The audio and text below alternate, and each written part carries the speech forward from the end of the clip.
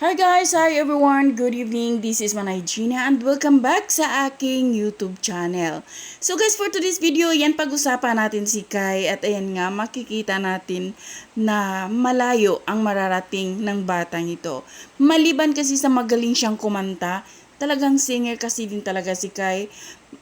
Bata pa lang siya, sumasali na sa mga singing contest at magaling siyang mag-project, magaling siyang sumayaw. Although hindi naman perfect, pero kasi guys, makikita mo talaga kay Kaya na meron talaga siyang talent. Ang daming humanga in the sense na kapag ini-interview si Kai, ang galing niyang sumagot.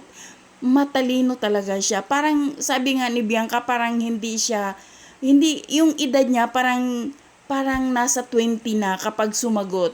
Kasi matalino siya sumagot at may ano talaga siya, may laman yung kanyang mga sagot. Kaya sabi nga nila, aabangan natin ang talagang pagsikat ni Kai Montinola. So, yun lang guys. Thank you for watching. Bye! God bless everyone!